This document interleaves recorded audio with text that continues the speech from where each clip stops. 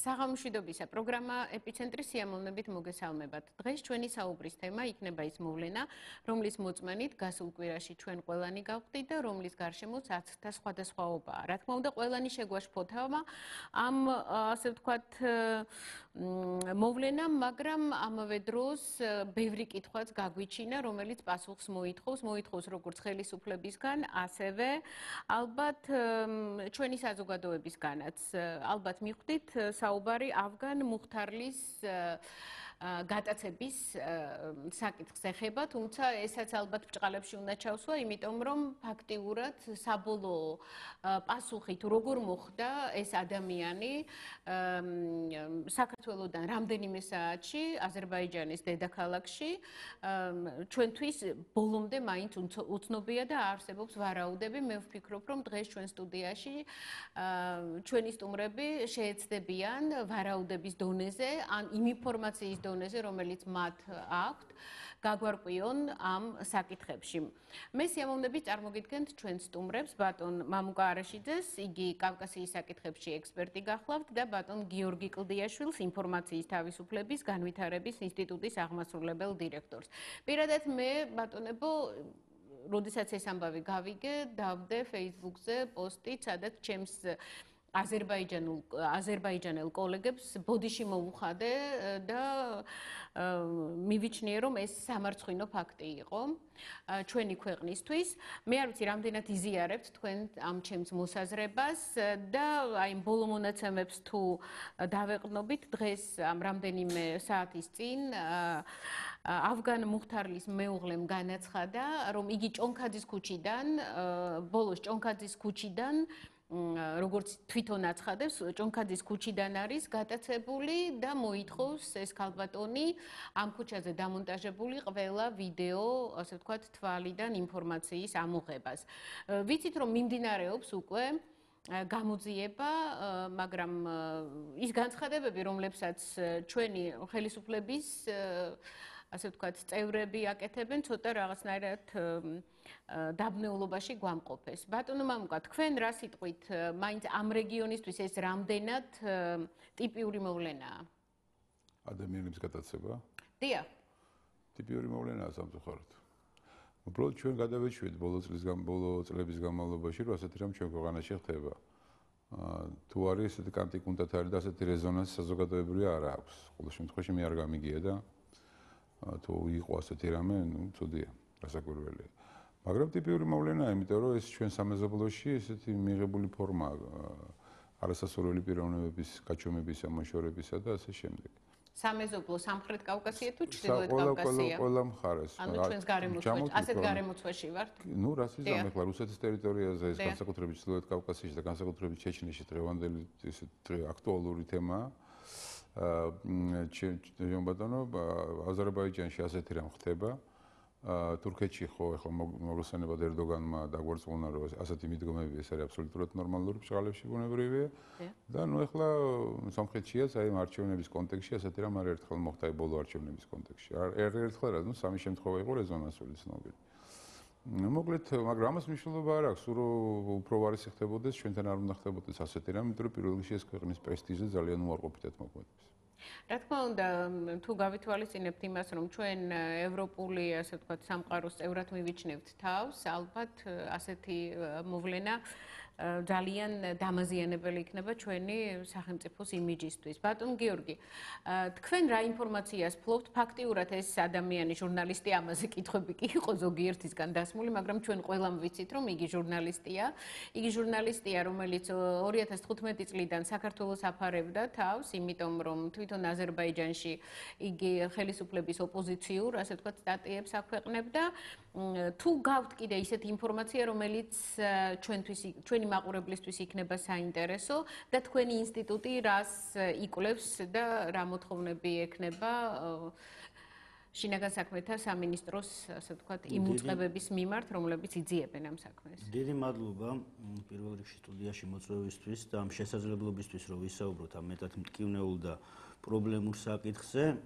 მეც ზოგადად ალბათ ისევე როგორც ყველა დაინტერესებულ ადამიანს, ვინც ამ მოვლენას ადევნებს თვალყურს, შეიძლება უფრო მეტად, იმიტომ რომ ვცდილობ რომ ყველანაირი ინფორმაცია წავიკითხო როგორც ქართული, ისევე არაქართული წყაროებიდან, რაც ხდება ჩვენი კოლეგის და აზერბაიჯანელი აქტივისტის ავგან მუხტარლის თავს, რადგანაც ეს ძალიან უჩვეულო რამ მოხდა. საქართველოს ყველანაირად დავეთანხმები ბატონ მამუკას, რომ ესეთი რაღაც ხდება, მაგრამ საქართველოსთვის არის უჩვეულო. ხომ ეს ჩვენთვის არის წარმოუდგენელი, რომ მოქალაქე გაიტაცონ, მოქალაქე ყველანაირი კანონის გარეშე ესე აღუკვეთონ თავისუფლება და შემდგომ ცემონ და ჩააგდონ ციხეში და რაღაც აბსურდული ბრალდებებით დააპატიმრონ, ხო? ეს არის ჩვენთვის წარმოუდგენელი, თორე ნამდვილად ჩვენ სამეზობლოში საუბედუროთ ესეთი რაღაცები ხდება. რაც შეეხება ინფორმაციას, ახლა აქ ჩვენ საპირწონედ გვაქვს ორი წყარო, ხო? ერთი ოფიციალური აზერბაიჯანული წყარო და მეორე ის, რასაც აცხადებს თავად დაპატიმრებული და რეპრესირებული ადამიანი და მისი ოჯახის წევრები და ადვოკატი, ხო? ხელისუფლება გასაგებია ჩვენი ხელისუფლების წარმომადგენლების, განსაკუთრებით ძალოვანი უწყებების განცხადებები საკმაოდ ფრთხილი არის ახლა, იმიტომ რომ მაინც ეს ოფიციალური წყაროა, რაც ჩვენ შეგვიძლია თავისუფლად გამოვხატოთ აზრი, შეიძლება მათ ეს ვერ მოახერხონ. ახლა მე არ ვამართლებ პირიქით, ეს დღეები ძალიან კრიტიკული ვარ ჩვენი ხელისუფლების მიმართ, მაგრამ ოფიციალურ განცხადებებში შესაძლებელი არის რომ იყოს სიფრთხილე, მაგრამ არა ისეთი არასერიოზული განცხადებები, როგორიც მოვისმინეთ, მაგალითად მის სპეციალობასა თუ განათლებასთან მიმართებაში, ანუ არის თუ არა ის ჟურნალისტი და ასე შემდეგ და ასე შემდეგ. ახლა ეს ნამდვილად არ არის სოლიდარული ადამიანის მიმართ და ნამდვილად არ არის სწორი ესეთი განცხადებების გაკეთება. მაგრამ რაც შეეხება იმას, რომ დაველოდოთ გამოძიებას, გასაგები ახლა სხვა რა უნდა თქვან, ახლა სანამ მართლა გამოძიება არ იქნება. მეორე არის რამდენად ვენდობით ჩვენ გამოძიებას ჩვენი ხელისუფლების მხრიდან განხორციელებული, საუბარი მაქვს შინაგან საქმეთა სამინისტროზე. თუ არ ვენდობით ხო ამ გამოძიებას, იმიტომ რომ მე მაგალითად ბევრი გამოძიება ესე ოფიციალურად დაწყებული მახსოვს, მაგრამ დაუსრულებელი და ახლა როდემდე უნდა ველოდოთ ხო ამ გამოძიებას. ეს ძალიან ცუდი რამ მოხდა, მამუკამ აღნიშნა რომ აქ საუბარი არის ქვეყნის პრესტიჟზე, რადგანაც საქართველოს დამკვიდრებული აქვს ძალიან ღირსეულად და დამსახურებულად ის სახელი, რომ ქვეყანაში არის დემოკრატია, ქვეყანაში ბევრი ადამიანი ცხოვრობს, რომელიც ჩვენი სამეზობლოდან არის გამოქცეული რეპრესიულ რეჟიმს, შესაბამისად ჩვენ ამას ძალიან უნდა გაუფრთხილდეთ და ესეთი რაღაცები ნამდვილად არ უნდა ხდებოდეს. ახლა რამდენად აქ იყო თანამშრომლობა, ამაზე ნამდვილად ვერავინ თავს ვერ დადებს, ჩვენ ლეგიტიმურად შეიძლება გქონდეს ეს ეჭვი, მაგრამ სინამდვილეში რა იყო, ამაზე მართებს ხელისუფლებას და ეს ხელისუფლების ვალია, რომ ძალიან ყისიერად და დროულად ამცნო საზოგადოება, იმიტომ რომ ეს ძალიან მნიშვნელოვანი საკითხი არის ჩვენი საზოგადოებისთვის. ეს არ არის მარტო ქვეყნის, ეს არის ხალხის საკითხი და ჩვენ ვინც ღირსეული ადამიანები და თავმოყარი ადამიანები ამაზე ძალიან ტკივნეულად აღვიქოთ ამ ყველაფერს. მამუკა, გამოძიება მიმდინარეობს და თუ გამოძიებამ დაადგინა, რომ ეს ადამიანი მართლაც მოტაცებულია ჩვენი სახელმწიფოდან, ჩვენი სახელმწიფოს დედაქალაქიდან და იძულებით არის გადაყვანილი ჩვენი მეზობელი ქვეყნის, ასე ვთქვათ, დედაქალაქში. მაშინ ჩვენი ქვეყნის ხელისუფლებამ რა უნდა მოიმოქმედოს? რა არის ის ლოგიკური ნაბიჯი, რომელიც ჩვენ უნდა გადავდგათ ამ შემთხვევაში? უნდა დასაჯოს ეს ადამიანები, ვინც ეს შეედინა, რა თქმა უნდა, ამას ბევრი ფილოსოფია. არა, როგორ დასჯის ის დაუშვათ ისინი არიან აზერბაიჯანის მოქალაქეები, ჩამოვიდნენ, მოიტაცეს, გადაიყვანეს. ანუ ჩვენ ვერ დავსჯით მათ. მარტო აზერბაიჯანის მოქალაქეების მიერ იყოს გაკეთებული ეს ამბავი. თქვენ ფიქრობთ, რომ აქ არის შეკვეთა? არის გამოიცხული, ხო, შეკვეთა მე იცით როგორ არის, ვერსია მაქვს და 5-6. ყველანაირი ვერსიები შეიძლება ხო ვიფიქროთ, დაწყებული იქიდან რომ სპეცსამსახურების რომელიღაც წარმომადგენლებმა ეს გააკეთეს დაკვეთით, საქართველოს სპეცსამსახურების წარმომადგენლება მე დამთავრებული იმით, რომ ის იყო საქართველოს აზერბაიჯანელი მოქალაქეები, რომელსაც ეს შეედინეს ასევე დაკვეთით. დიახ, ამ ეჭვს თქვენ გიჩენთ ალბათ ის ფაქტი, რომ თვითონ ჟურნალისტი აცხადებს, რომ პირველად იგი დააკავეს ადამიანებმა, ვინც ქართულად საუბრობდა, ხომ? მაგრამ ხომ შეიძლება ეს არ იყოს ხელისუფლება, არ იყოს ამაში ინფორმირებული და ეს ხდებოდეს დიახ. შესაძლებელია, მე არაფერზე არ, მე უბრალოდ მსვამ რამოდენიმე კითხვას ჩემთვის ბუნებრივია. და იცით როგორ არის ეს ვერსიული ნაწილი ეს არის თქვა ეჭვების სფერო მაგრამ თავარი ის არის რომ ადამიანი მოიტაცეს ხო აქედან გამომდინარე ვინც მონაწილეობის მიღება შეიძლება ვინც მიიღო ის უნდა დაისაჯოს ხო დაჟჯას შეიძლება მიუსაჯო ადამიანს ესე განიხილო მისი საქმის სასამართლომდე მიუსაჯოს ისე რომ არ იყოს საქართველოს ტერიტორიაზე საერთოდ არის ესეთი პრეცედენტები მოკლედ ამას სჭირდება პროცესუალური დევნა ამას სჭირდება რაღაც შედეგი ხო არ შეიძლება ის შევიხა მე მინდა გითხრათ რომ გარდა იმისა რომ მოტაცებაზე ქონდა ლაპარაკი უფრო უარესიც ხდება მე სამწუხაროდ კი არა მომიწია ერთ-ერთი აღმოსავლეთ ევროპული ქვეყნისთვის გამეწია კონსულტაცია რიგის საკითხებთან დაკავშირებით რომელიც ჩვენს უსაფრთხოებასაც ეხება გულისხმობს პოლიტიკურ ისლამს და მე რაც ვნახე ევროპაში აი განსაკუთრებით საფრანგეთის ტერაქტის მერე ნუ კატასტროფული მდგომარეობა იმასთან დაკავშირებით რაც როგორც მუშაობს სპეცსამსახურები. უბრალოდ ძალიან რთულია რომ ხა ოპოზიცია ითხოვს და საზოგადოებას სამართლიანად, სხვა შორის საზოგადოება ამ შემთხვევაში სამართლიანად ითხოვს რომ რატო ვარ დაუცველები. დღეს ისე განვითარდა ესე ვთქვათ ჩემო ბატონო ტექნოლოგიები, აი მათი მოქმედების ვინც ამ კანონს არ უღებს ასეთი ფორმით, რომ ძალიან რთულია ყველაფერს თვალი მიადევნო, რასაკვირველია მაქსიმალურად უნდა გააკეთო იმისთვის, რომ დაცულები ვიყოთ, მაგრამ მაინც იმდენი შეცდომაა წლების განმავლობაში დაშვებული, ესაზღვარი ახსენე თქვენ ცოტა ხნის წინ. ეხლა ამ შეკითხვის დასმას ვაპირებდი, რამდენად დაცულია ჩვენი საზღვრები და რამდენად შესაძლებელია რომ სასაზღვრო პუნქტების გავლით ადამიანი ძალით გადაიყვანო მეზობელ ქვეყანაში. გავლის არ არისო გითხრეს, ხო? გაგვიხსნეს რომ ეს არის მწვანე ზოლი. შენ მწვანე ზოლი მართალი გითხრათ ვერ გავიგეთ. მაგრამ მწვანე ზოლიც ალბათ უნდა იყოს რაღაცნაირად კონტროლირებადი, ხო? ნუ რა ვიცი, ეხლა მე ხშირად მომიყვანია, კი, უნდა იყოს კონტროლირებადი და კონტროლირებადიც არის, მაგრამ ეხლა მომიყვანია მაგალითი გარდაბნის რაიონში სოფელია ვახტანგისი. ეზოში შეხვალ საქართველოს ტერიტორიაზე ხარ და უკან გახვალ იმ სახლზე და უკან აზერბაიჯანის ტერიტორია. ნუ ასე არის, მაგრამ ეხლა აქ რა არის, იცით რომ შეცდომებია დაშვებული რომ გითხარით ერთ დეტალს გეტყვით უბრალოდ. არ არის დაცული კანონი, რომელიც აი ითვალისწინებდა გახსოვთ ალბათ, მაშინ კანონში იყო 5 კილომეტრიანი ზოლი, სასაზღვრო ზოლი და 500 მეტრიანი. არც ერთი არ არის დაცული. ეხლა ჩვენ მაგალითად უნიკალური ქვეყანა ვართ იმით, რომ საქართველოს საზღვრის გარკვეული მონაკვეთები გაყიდულია. კერძო მესაკუთრეზე.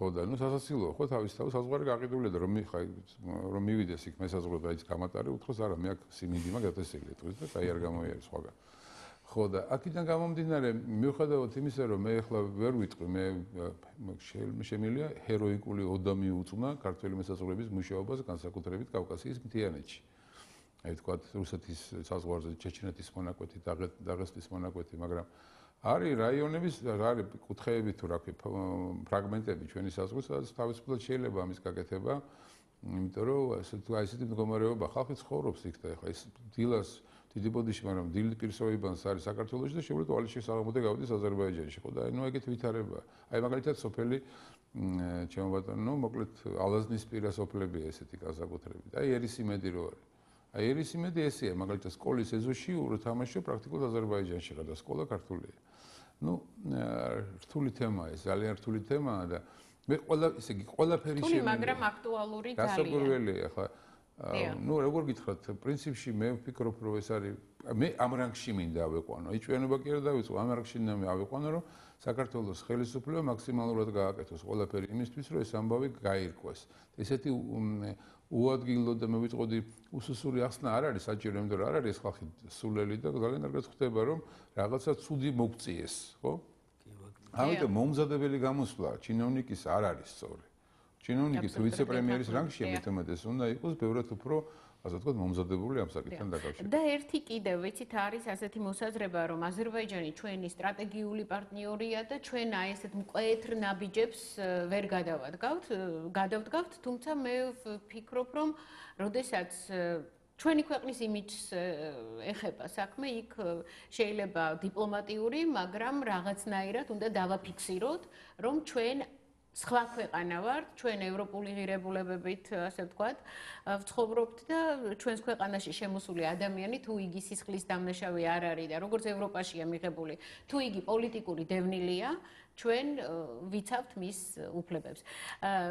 რამდენადაც ვიცი, ბელორუსმა გადასცა აზერბაიჯანს ასევე, ოღონდ იქ იყო პოლიტიკური, ასე ვთქვათ, მოთხოვნა. ავგან მუხთარლიზე არანაირი მოთხოვნა არ ყოფილა აზერბაიჯანის მხარიდან. აი ბელორუსის ამბავი მაინტერესებს, იქ როგორ მოხდა დაუშვათ და ვინ არის ის ადამიანი, ვინც ბელორუსმა გადასცა? ეს აზერბაიჯანელი არ არის რამდენადაც მე ვიცი, ხო? არა, ბელორუსია ბლოგერია ადგილობრივი.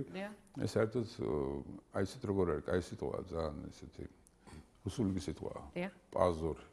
ასეთ რეჟიმში ჩაიყენა ლუკაშენკომ თავი ამ გადაცემით, იმიტომ რომ ეს არის ბელორუსის მოქალაქე, ეროვნებით ბელორუსი ბლოგერი იყო, რომელიც ესე ვთქვათ რაღაც თავისი ჟურნალისტური თუ საზოგადოებრივი საქმიანობით დაინტერესდა გარკვეული თემით და გავიდა აზერბაიჯანის ელიტაზე. ესე ვთქვათ ამ ძიებაში. ხო და ნუ მოკლედ და ამის თაობაზე დაიწყო წერა. და აზერბაიჯანმა მოსთხოვა გადმოგვეცითო და გადასცეს. სხვათა შორის იცით რა, გადაცემაზე რომ მუშაობდი, თვალი გადავავლე, როგორ აი იგივე რუსეთში როგორ კომენტარს აკეთებენ ამ გადაცემასთან დაკავშირებით, იგივე ბელორუსში და ყველგან წერია რომ ეს არის გადაცემა. ანუ ეს ყველგან არის ესეთი, ასე ვთქვათ, დაფიქსირებული, თუმცა რუსეთში დიდი ყურადღება ამ ფაქტს არ მიექცა. მე მაინტერესებს, გიორგი, თუ იცით დასავლეთის რეაქცია როგორი იყო ამ ფაქტთან დაკავშირებით და საერთოდ ჟურნალისტებთან მიმართებაში როგორია რეაქცია იმ საერთაშორისო ორგანიზაციებისა, რომლებიც იცავენ ჟურნალისტებს? ნუ დასავლური პრესა ძალიან აქტიური იყო ამ დღეების განმავლობაში და ეს ფაქტი შეფასებული არის როგორც გატაცება, რაც რეალურად მოხდა. მე ერთი ცოტა ხნით გავაგზავნე ბატონ მამუკას ძალიან სწორად იყო ყველაფერი ჩამოყალიბებული. ერთი ეჭვი იმისა, რომ გატაცებული არის და კონტროლზე რო საუბრობთ სასაზღვრო ზოლის, როგორ აღმოჩნდა, რომ მწვანე ზონა თუ როგორ ქვია ამას, მწვანე ზოლი. მწვანე ზოლში ჩვენ ვერ ვაკონტროლებთ და ეს ადამიანი რო გადადიოდა, იქ დახვდა უცებ ვიღაცეები, არ ვიცი, ვინც დახვდა, ძალიან კარგად ვიცით, ხო, სპეცსამსახურები, რომლებმაც თურმე ადგილზე დააკავეს. ჩვენ ვერ ვაკონტროლებდით და თურმე აღმოჩნდა, რომ აზერბაიჯანის მხარე მომზადებული იყო ყველანაირად. ეს კიდე ერთი ლოგიკური ჯაჭვის ნაწილი, ხო? იქამდე რომ ეს ადამიანი ნამდვილად გატაცებული არის. ახლა ამაზე ალბათ აზღვის უკვე მშელობა, იმიტომ რომ ფაქტად არ რჩება და ეს ადამიანი ნაცემი არის, გასამართლებული არის სრულიად აბსურდული რაღაც სამთვიანი წინაპატიმრობა აქვს შეფარდებული და ნუ ეს არის ძალიან და მე მგონი საკმაოდ ისეთი მუხლია, იმიტომ რომ $10,000 დეკლარაციის გარეშე პასპორტი გადასვლა და მერე კიდე დაუმორჩილებლობა და ნუ რა მიგონეს რა შეიძლება ყველაფერი ასე ვთქვათ საჯელი შეიძლება ელოდოს ყველანაირი ბრალი წაუყენეს. რაც შეეხება დასავლურ პრესას, ყველა საერთაშორისო ორგანიზაცია უკვე დიდი ხანია ძალიან ისე ღიად საუბრობს აზერბაიჯანში არსებულ ვითარებაზე, განსაკუთრებით კრიტიკული აზრისა და ჟურნალისტების მიმართ, ბლოგერების მიმართ არსებულ მდგომარეობაზე აზერბაიჯანში. პირდაპირ არის აზერბაიჯანის ხელისუფლება დადანაშაულებული პოლიტიკურ დევნაში ოპონენტების და ოპოზიციონერების არაადამიანურ მოპყრობაში, როგორც ციხეებში, არაერთი ადამიანი არის მოკლული პირდაპირ თვითმკვლელობამდე მიყვანილი თუ მოკლული და მერე თვითმკვლელობად ეს გამოცხადებული. იმიტომ გაურბიან ეს ჩვენ არაერთი პარტნიორი ყავს საქართველოში აზერბაიჯანიდან გამოქცეული ადამიანი, რომელიც ხელისუფლებას გაურბის იმის გამო, რომ მათზე პირდაპირ შესაძლებელი არის განხორციელდეს, არ ვიცი, ლიკვიდაციის მცდელობა, ხო? არაერთი ადამიანი იყო, რომელიც იმალებოდა სხვადასხვა დასავლური ქვეყნის საელჩოში თვეების განმავლობაში და დიდი უმაღლეს დონეზე შეთანხმებებით მოხდა ამ ადამიანების გამოყვანა აზერბაიჯანის ტერიტორიიდან. ანუ ეს ძალიან ღიად ამას უკვე აცხადებენ. მე ზუსტად ვიცი, რომ აკრედიტაციის გარეშე სხვა ქვეყნიდან ჩასული ჟურნალისტი ქუჩაშიც კი ვერ გააკეთებს რეპორტაჟს არათუ რამე დაუშვათ ისეთ სამსახურში შეახდებს. ძალიან უკვე რეპრესიულ რეჟიმთან გვაქვს ჩვენ შეხება, რომელიც პირდაპირ უსწორდება თავის და არა მარტო თავის მოქალაქეებს. ხოლო ის რაც მოხდა საქართველოში სტრატეგიული პარტნიორის მხრიდან, ეს არის ძალიან დიდი შეურაცხყოფა. ბატონმა მამუკამ ახსენა, რომ ეს არის დანაშაული, რომელიც რამშეულობა აქვს უცხო ქვეყნის მოქალაქემ თუ ჩვენი ქვეყნის მოქალაქემ, ვინც ჩაიდინა ეს სისხლის სამართლის მძიმე დანაშაული ადამიანის უკანონოდ თავისუფლების აღკვეთა, გატაცება, ეს უნდა გამოიძიონ და დასაჯონ, მიუსაჯონ, აქ იქნება მართლა ეს ადამიანი აზერბაიჯანის მოქალაქეა თუ თურქეთის მოქალაქეა, რა ჩვენი მნიშვნელობა? ქვეყნის ღირსების საქმეა, მე ასე ვფიქრობ, თუმცა სისხლის სამართლის მძიმე დანაშაულია. ვინც არ უნდა ჩაედინოს საქართველოს ტერიტორიაზე ჩადენილი სისხლის სამართლის დანაშაული არის სისხლის სამართლის დანაშაული. ამას მე ჩავიდენ ქართველი თუ აზერბაიჯანის მოქალაქე მნიშვნელობა არ აქვს. ის არის სპეცსამსახურის სპეცსამსახურს აქვს თავისი გეოგრაფიული არეალი, სადაც უნდა იმოქმედოს. ის მან დაარღვია საქართველოს კანონმდებლობა, ხო? ჩაიდინა სისხლის სამართლის დანაშაული. თუ ეს არის და ახლა ცხადია, რომ არის აზერბაიჯანის სპეცსამსახურის თანამშრომელი. თუ ამაში საქართველოს მხარე არის მონაწილე, მაშინ ეს კიდევ უფრო მძიმე დანაშაული არის. დიახ. არსებობს ასეთი მოსაზრება და გაჟღერდა კიდევაც, რომ დღეს თბილისში თავმოყრილია ალიევის, ასე ვთქვათ, ოპოზიციაში მდგომი ადამიანების ჯგუფი, რომლებიც აქ ამზადებენ რაღაცა ქმედებებს, რომელიც უნდა განხორციელდეს აზერბაიჯანის ტერიტორიაზე. თქვენ გაქვთ ასეთი ტიპის ინფორმაცია? ფაქტიურად თქვენ ექსპერტი ხართ და მე ვიცი, რომ ბევრი ისეთი ინფორმაცია გაქვთ. დიახ. არის ესეთი ადამიანები, არა მხოლოდ ალიევის მოწინააღმდეგეები, არამედ რბილად რო ვთქვათ, რუსეთის რეჟიმის კრიტიკოსებიც. თან ისინი შესაძლოა ბევრად უფრო სახელიანი ხალხია. არიან თურქეთის რეჟიმის კრიტიკოსები. საერთოდ საინტერესო დიახ, ეს დემირელის ასე ვთქვათ ჩაბუქის ისტორიაზეც ალბათ უნდა ვისაუბროთ, ხო? როგორც ცოტა მოგვიანებით, ალბათ ჯერ ეს მაინტერესებს, დიახ. ხო. უნდა გითხრათ, რომ საერთოდ საქართველოსში უნიკალური სიტუაცია შეიქმნა, აი ამ სამი ქვეყანა ჩამოვთვალეთ, მაგრამ სხვა ქვეყნებიდანაც არიან. საერთოდ რო გადახედოთ, ახლა აი მაგალითად 65 ტოლვილია, თქვათ მარტყოფის ტოლვით, გაეროს ტოლვით საბანაკში, ვინ საქართველოს თავშესაფარი მოსთხოვა პოლიტიკური, მათ შორის რუსეთის მოქალაქეებიც არიან, უკრაინის მოქალაქეებიც არიან, ერაყი, ეგვიპტე და სხვა. აი მაგალითად კოპტები, რომლებიც ყოფილი პლეხანოვის გამოძერზე ცხოვრობენ, ეს ეგვიპტიდან. ესენის პოლიტიკური ნიშნით არიან ჩამოსულები, ხო? ასე რომ საქართველოში დღეს არის 10-12 ქვეყნის წარმომადგენელი, სხვადასხვა პოლიტიკური სირიიდან გასაგვირველია. სირიის რუსთავში, თბილისში, იმ ბანაკშიც არიან იემენი და რა ვიცი რომ ერთი გითხრათ. მოკლედ მე უფრო იმას მინდა გავამახვილო ყურადღება, რომ მე გამიკვირდა კიდევაც რუსეთის მოქალაქეებმა რომ პოლიტიკური თავშესაფარი მოითხოვეს. თუმცა მათ გარდა ვინც ეს ხუთი კაცია მარტყოფის ბანაკში და მათ გარდა კიდევ არიან თვითონ ქალაქში ცხოვრობენ ადამიანები, რომლებმაც გამოარიდეს თავი რუსეთს, ერთ-ერთი ვლადივოსტოკელია მაგალითად. იქიდან აქამდე რამ ჩამოიყვანა, სულ მაგას ვეკითხები, მაგრამ ნუ აი აქ არის. ასე რომ ეს კარგი ჯანსაღმდეგობარი ჩვენი ქვეყნისთვის კარგი იმიჯია, იმიტომ რომ ჩვენთან ერთგვარად კი გასაკვირველია, რომ თავისუფლების მაღალი ხარისხია. ხო და ეხლა იცით რა გითხრათ, რომ ეს კარგია თავისთავად, მაგრამ გასაკვირველია ყველამ ზედმეტი ჩვენ არ ჩაგვაყენოს უხერხემლო მდგომარეობაში, ხო და ჯერჯერობით მე ასეთი რამ ამსმენია, რომ თავისი განცხადებები თბილისიდან ვიღაც ამადგანს, ან ბლოგერს ან სხვას უხერხემლო მდგომარეობაში ჩავეგდეთ. ასე რომ ასეთი პრეცედენტი არ ყოფილა და არ შექმნილა. ეხლა ამ შემთხვევაში რა მოხდა ჩემთვის სრული სათქმელია ბოლომდე არ ვიცი, თორე ეხლა გატაცებები ადამიანების იცით როგორ არის, რომ პოლიტიკური ნიშნით, ეხლა ისრაელი რო აკეთებდა ამას. დიახ, მაგალითად ეიხმანი არგენტინიდან მოიტაცეს და ჩაიყვანეს და არა მხოლოდ ეიხმანი. ამერიკელებიც რუსეთსაც გაუკეთებია არაერთხელ და ირანმა და ასე შემდეგ. უბრალოდ მე რამეს მინდა გავამახვილო ყურადღება. დღეს ოპოზიცია განსაკუთრებით ნაციონალურ მოძრაობას გულისხმობს, სხვას არავის.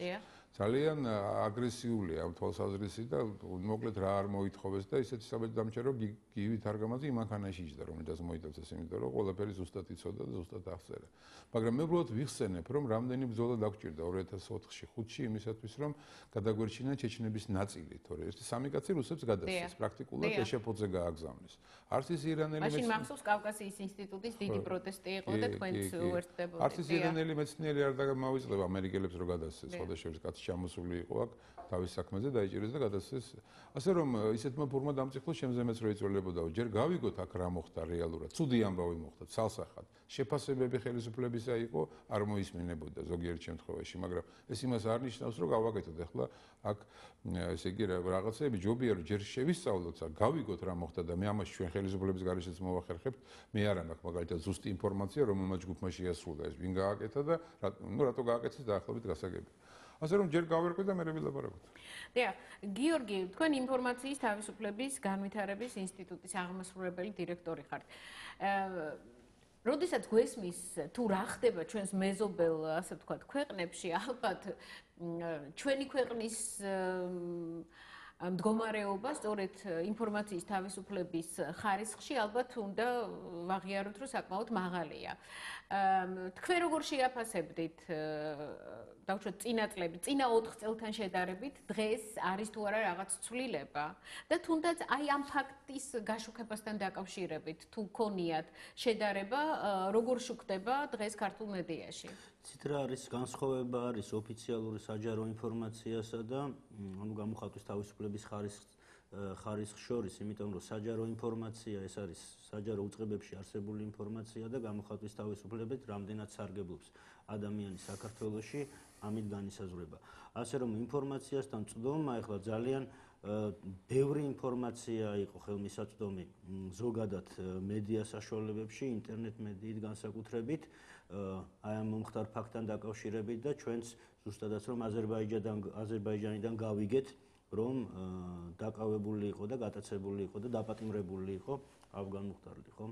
ანუ ინფორმაციასთან აი ესეთი ზოგადი წვდომა საუბარი არ მაქვს საჯარო ინფორმაციასთან საქართველოში ნამდვილად არის და ეს თუ არ მოხდა ინფორმაციის დაბლოკვა სხვადასხვა საშუალებებით, ინფორმაცია ხელმისაწვდომია დღესდღეობით უკვე ყველგან, იმიტომ რომ ინტერნეტის საშუალებით უკვე იმდენად ხელმისაწვდომი გახდა თვითონ ნებისმიერი ინფორმაცია და იმდენად დიდი არის ეს ინფორმაცია, რომ ამის პრობლემა არ არსებობს. აქ საუბარი საჯარო ინფორმაციას რაც შეეხება, განსაკუთრებით მაღალი იყო საჯარო ინფორმაციის ხელმისაწვდომობის ხარისხი 2013 წელს, როდესაც ჩვენ ყოველწლიურად ვაფასებთ უკვე აგერ მე-7 წელიწადია საჯარო ინფორმაციის ხელმისაწვდომობას, ანუ რამდენად გვაძლევს საჯარო უწყება ინფორმაციის მოთხოვნის საფუძველზე ამ ინფორმაციას, ხომ? 13 წელს იყო ყველაზე მაღალი პროცენტი, ეს ჩვენი მონიტორინგის ფარგლებში, იმიტომ რომ ჩვენ ვაგზავნით ათასობით საჯარო ინფორმაციის მოთხოვნას ყველა საჯარო უწყებაში, როგორც ცენტრალურ, ასევე ადგილობრივ უწყებებში და 96 იყო, მე ზუსტად მახსოვს 2013 წელს. მას შემდგომ შემცირდა. ბოლო კვლევით, რომელიც ჩვენ შარშან ჩავატარეთ, საჯარო ინფორმაციის წვდომა იყო 83%, რაც ნაკლები იყო ვიდრე. მაგრამ ეს მაღალი პროცენტია მე მგონი მაინც არა? არა, ცხადია, მაღალი პროცენტი არის. ახლა ჩვენ თუ შევადარებთ ამას იგივე რუსეთს, აზერბაიჯანს, წინა ხელისუფლების პროცენტები გვახსოვს? ანუ წინა კი არა, მის წინა, იმიტომ რომ წინა ხელისუფლება კი ბატონო, 2012 წლამდე იყო გაცილებით ნაკლები და როგორც გითხარით, წავიდა მერე ძალიან. აი ევროპაში როგორ არის მაგალითად? ჩვენ სამხრეთ-აღმოსავლეთ ევროპაში ვითვლებით მოწინავე ქვეყნად, რასაც ქვია ღია მმართველობის თვალსაზრისით. ამ ინდექსით, რასაც ქვია ღია მმართველობის და საჯარო ინფორმაციის ხელმისაწვდომობის თვალსაზრისით, საქართველო არის მოწინავე ბევრ ევროპულ ქვეყანასთან მიმართებაში. ახლა მე უბრალოდ ვახსენე რეგიონული სერბეთი თქვა, დაახლოებით აღმოსავლეთ. იცით რა არის, აქ კიდე მეორე საკითხი არის, ანუ ღია მმართველობის ინდექსი სხვადასხვა კომპონენტით იზომება და სერბეთს აქ ერთ-ერთი მოწინავე კანონი საჯარო ინფორმაციის. ანუ ერთ-ერთი ყველაზე საუკეთესო კანონი არის, მაგრამ დღესდღეობით საქართველოში უკვე ანუ იუსტიციის სამინისტრომ ფართოდ, ანუ საზოგადოებრივ განსახილველად წარმოადგინა საჯარო ინფორმაციის ახალი კანონპროექტი, რომელიც 2 წლის წინ შევიმუშავეთ მათთან ერთად, ანუ ექსპერტთა ჯგუფმა, ღია საზოგადოება საქართველოს ხელმძღვანელობით და ეს კანონპროექტი უკვე ხელმისაწვდომი არის და შესაძლებელი არის კომენტარის გაკეთება. ეს კანონი თუ იქნა მიღებული ინფორმით, რა ფორმითაც წარმოდგენილი არის, საქართველოს ექნება ძალიან კარგი სტანდარტი თვითონ სამართლებრივი სტანდარტზე ვგულისხმობ, მაღალი სტანდარტი საჯარო ინფორმაციის ხელმისაწვდომობის.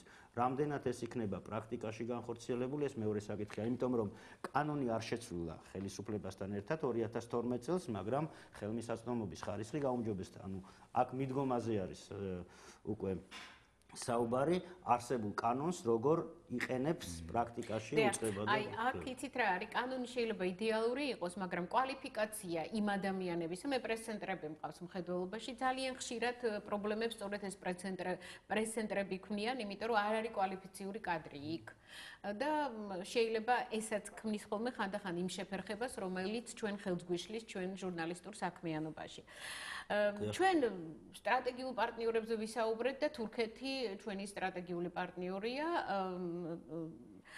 ფაქტიურად ჩვენი ყურადღების ცენტრშია კიდევ ერთი საკითხი, რომელიც სწორედ ასეთი პოლიტიკური დევნილის დაუშვათ მოთხოვნას გულისხმობს. ანუ თურქეთი ითხოვს ჩვენგან დემირელის სასწავლებლის, ასე ვთქვათ, აღმასრულებელი მენეჯერის ჩაბუქის გადაცემას. თქვენ როგორ ფიქრობთ, ვამკა, ჩვენ უნდა გადავცეთ ეს ადამიანი თურქეთს, მას ტერორიზმში ედება ბრალი? ხო და ნუ ტერორიზმს ვერ დაუმტკიცებენ ამ ადამიანს, ამის გარანტიას გაძლევთ. აქედან გამომდინარე გადაცემა არის გამორიცხული. საერთოდ უნდა გითხრათ, რომ რაც ნაკლებ, ეხლა რაშია საქმე, იცით, რომ ამ ქვეყნებს, რომელზეც ჩვენ გვაქვს დღეს საუბარი, აზერბაიჯანსა და თურქეთს, ორივეს აქვს რეგიონალური ლიდერის, ასე ვთქვათ, ტოლვა აი ამ ტიტულისად. თან რაღაც ერთმანეთს გვანან. კი, ნუ ისეთი არის, ძალიან ახლობლები არიან მენტალიტეტისაც და ენითაც და სხვა ბევრი რამე. ხო და ჩვენ რატომღაც განსაკუთრებულ ანგარიშს უწევთ ერთსაც და მეორესაც. მე მესმის, რომ ანგარიში გასაწევი არის ერთი და მეორეს, მაგრამ როცა შემოწევა ანგარიში, მაშინ იგივე უნდა მოითხოვო. ერთ პატარა ეპიზოდს გეტყვით ახლა ამ ფაქტთან დაკავშირებით. დემირელის კი არის ჩაღლარის პროექტში არის 11 სასწავლებელი საქართველოში. აი ეს არის მათი ხელმძღვანელი იყო ეს პიროვნება და ერთი უნივერსიტეტია და დანარჩენი სკოლებია ბათუმში, თბილისში, რუსთავში, მარნეულში და ასე შემდეგ. დაიწყო ეს კამპანია გინდა თუ არა ტერორისტებს სამზადებთო და შაჰინის სკოლა ამას შეეწირა პრაქტიკულად, თუმცა სხვა მიზეზი იყო ვითომ ოფიციალურად. მაგრამ იმ მომენტში, როცა შაჰინის სკოლა დაახურეს ბათუმში, თურქეთში დაახურეს აფხაზეთის წარმომადგენლობა. მე არ გამოვრიცხავ, რომ ეს ასეთ გაიცვალა ერთი მეორეში. ნუ თქვა ეს კიდე გასაგებია. სხვა შემთხვევაში ეს ქვეყნის ინტერესებიდან გამომდინარეობდა. მართალია იმას არ ქონდა დიპლომატიური სტატუსი, მას ქონდა არასამთავრობო ორგანიზაციის, მაგრამ აფხაზეთს არ აქვს არანაირი სტატუსი, მიუხედავად ამისა, თავის წარმომადგენელი ყავდა ის და ვიზა გაუქმეს იმ პიროვნებას, ის გაუშვეს უკანონოში, სოხუმში. მოკლედ მე ის მინდა მითხრა, მე არ გამოვრიცხავ, რომ ასეთი ქმედებები შეიძლება ლოგიკური ყოფილიყო, თუმცა მე რასაკვირველია წინააღმდეგი ვარ აი ესეთი მოგონილი მიზეზით რამის დახურვისა, რატო სკოლის ის არ შეიძლება რა ქვია, მე წახის ჯიხური დახურვა ამის. ხო და ეხლა რაც თბილისში ხდება, ეს უბრალოდ სირცხვილია ხა. რა ტერორისტი, ეხლა საზაფაჩულია ტერორისტი გამოდის ესე იგი რა, იმიტომ რომ მან დაამთავრა დემირელის კოლეჯი, ერთ-ერთი ცნობილი ქართველთაგანია, ვინც ეს და გააკეთა და მე ვიცნობ, ჩვენ ძალიან სერიოზულ ყურადღებას ვაქცევდით, მონიტორინგს ვატარებდით მთელი ამ პროცესის, რომ რამე არ გამოგვპაროდა და ვერასოდეს ვერ აღმოვაჩინეთ რამე ისეთი, რაც ვთქვათ, ამ სკოლის კეთილსინდისიერიშებას შეიტანდა სხვა საქმეა თქვათ ის გიულენის თემა და იქ დაკავშირება მისი. დიახ, სწორედ გიულენთან აკავშირებენ. საფუძველი ტერორისტად მისი გამოცხადების არის ის, რომ გიულენის მოძრაობის წევრია, ხოლო სხვა არაფერი არ ვერ უმტკიცდება ეს რეალური ტერორისტული აქტის და კიდე ერთი ბიზნესმენი სასინი. ხო, მოკლედ ნუ ის არის იმას აქვს ახლა რაღაც პარანოიდული მიდგომები ერდოგანს თვითონ თურქეთის 100,000 კაცზე მეტი დაიჭირა. თქვენ უნდა ნახოთ ის ხალხი რა დღეში ყავთ. ახლა მე ვიცი რამოდენიმე პროფესორი გალათასარაის უნივერსიტეტიდან, რომელიც დაკავებულია, იმიტომ რომ უფრო თქვა ევროპულ ფასეულობებს გარკვეულ პატივს ემდა, სხვა დაკავებულია, იმიტომ რომ რუსეთს ემდა პატივს. მოკლედ ვეღარ უცეთ ვერავის. პრობლემა ის არის, ბატონო მამუკა, რომ ამ ადამიანს შეეფარდა უკვე სამთვიანი პატიმრობა. აი ეს არის პრობლემა, შეიძლება ეს არ არის პრობლემა გადაცემა, გასაგებია, მაგრამ ეს პროცესი უკვე დაძრული არის სამწუხაროდ და შესაძლებელია ვივარაუდოთ, რომ არ მეც არ მგონია და მე იმედი მაქვს, რომ ესე არ იქნება, მაგრამ ის რომ სასამართლომ იმ დოკუმენტაციის საფუძველზე, რაც მოითხოვა, ხომ, თურქულმა მხარემ, ამ ადამიანს ჰქონდა წინა წინა საპატიმროის, ხომ? ხო და მეც ეს მგონია, რომ ეს არის მე ვერ მოვასწარე აზრის დასრულება, ეს არის ერთგვარი გაცვლა მგონია, ესე თქვა ერთგვარი ყურადღების ღირსად ჩავთვალეთ ეს საქმე, დავაპატიმრეთ ეს კაცი, გამოვიძიეთ არ ყოფილა ტერორისტი, კარგად იღავ. აი და ნუ იმედი ვიქონიოთ, რომ ეს სხვა შემთხვევაში თუ პრესტიჟზე ვლაპარაკობთ, ეს იქნება მორიგი დარტყმა საქართველოს პრესტიჟზე. თუ ის გადასცეს თურქეთს.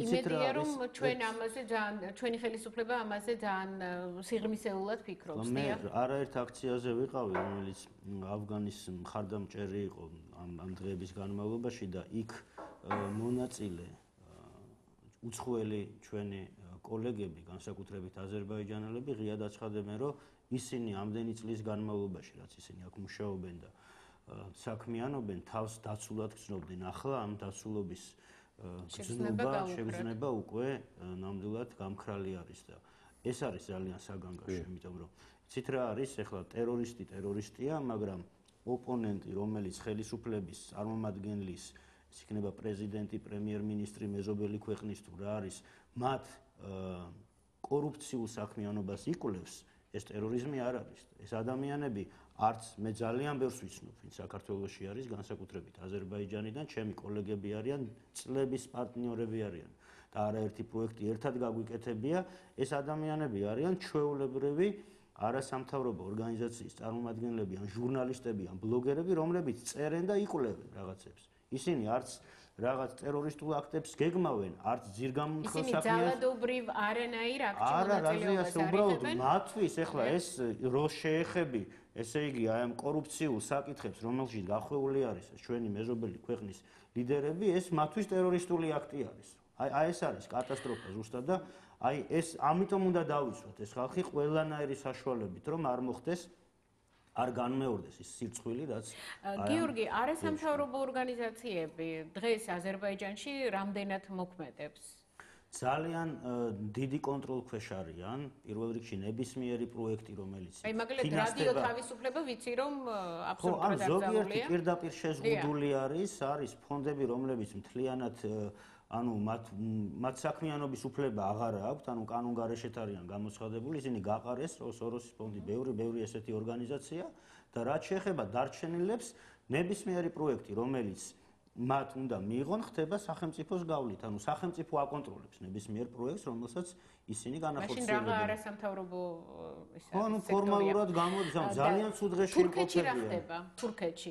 თურქეთში თურქეთშიც იგივე სიტუაცია არის, თურქეთში ძალიან მძიმედ, ან თურქეთში ღიად რეპრესიული ასობით ათასი ადამიანი ხო დაპატიმრებული, განსაკუთრებით აი ეს არ ვიცი რა მოხდა იქ, როგორ მოხდა, ბატონმა ალბათ უკეთ იცის და მეც ისაუბრებს, ანუ ეს გადატრიალების მცდელობა, რომელიც თითქოს გახსნა და ამით საერთოდ გაიმყარა ხო, მე შემდგომ უკვე კონსტიტუციური ცვლილებები და ასე შემდეგ და გაამყარა თავისი დიქტატორული რეჟიმი ხო ამ ადამიანმა და 100,000 ადამიანი დააპატიმრეს ხო მაშინ. იყო იქ ტოტალური რეპრესიები იყო, ალბათ ეგეთი ბოლო წლებში არსად არ ყოფილა ეგეთი მასშტაბის რაღაც. ერთი ასეთი შეკითხვა გამოსთან მიმართებაში, ნატოს წევრია თურქეთი, ნატო ჩრდილოატლანტიკური, ასე ვთქვათ, ორგანიზაცია.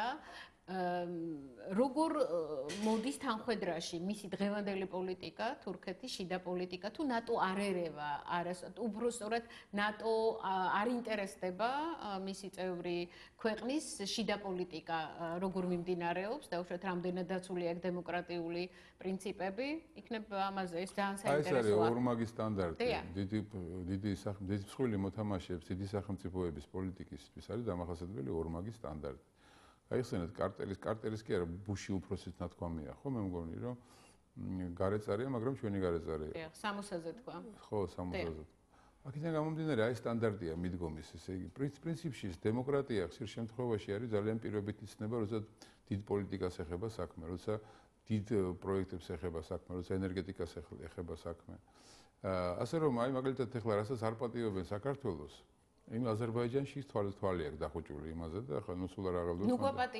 ნუ გვაპატი. მე მომხრე ვარ იმისა, რომ არანაირი არადემოკრატიული ნაბიჯი არ გვაპატიონ. ეს ჩვენს ასე ვთქვათ. მე შევესწრებოდი სხვადასხვა ერთ ძალიან საინტერესო ღონისძიებას ევროპელი დეპუტატების ვიზიტი ბუდაპეშტში, როდესაც ადგილობრივებმა აი ეს ფსევდონაკადი ნამდვილებისა რო არ მიიღეს.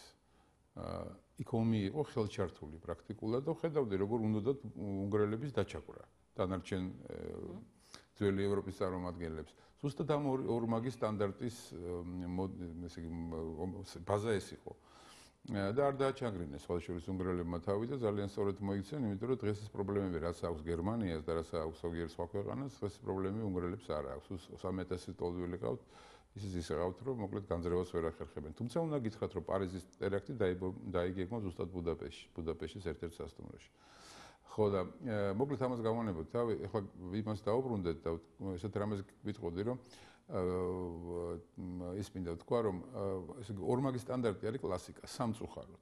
ასე რომ თურქეთის შემთხვევაში ბევრ რამეზე ხუჭავენ თვალს, მიუხედავად იმისა, რომ ვითომ მეუბნებიან, ისინი არასრულებენ და ასე გრძელდება რამდენი წელიწადია უკვე. ერთადერთი რეპრესიული მექანიზმი, რაც ამუშავებს, ეს არის ევროკავშირში არ მიიღება და კიდე სხვა რაღაცა სრულმანწრულმანი ესეთი რეპრესიული. პირიქით, ფულს იქით უხდიან, ოღონდ პოლონელები შეინახეთ და რაც გინდათ ისკენით.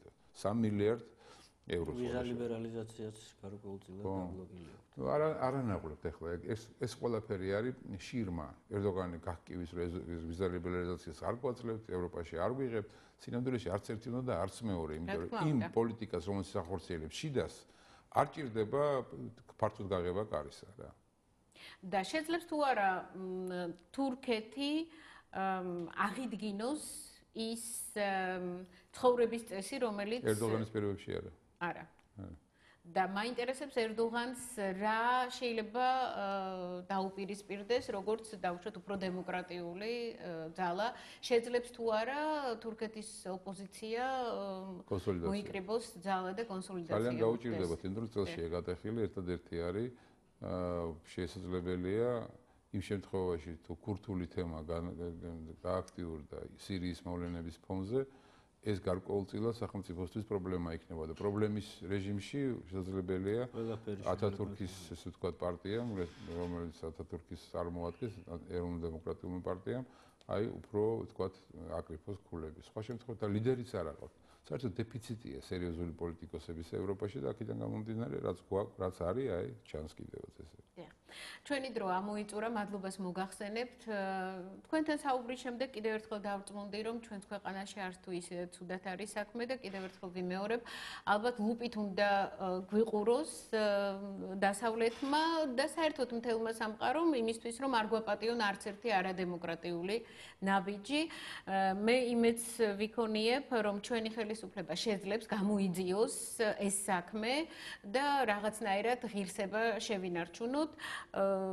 ჩემს კოლეგებს აზერბაიჯანიდან კი კიდევ ერთხელ ბოდიშს მოვუხდი და იმეც ვიქონიებ, რომ ეს ადამიანი შეძლებს თავისუფლებაზე დაბრუნებას. კარგად გზამდებოდეთ, მშვიდ საღამოს გისურვებთ.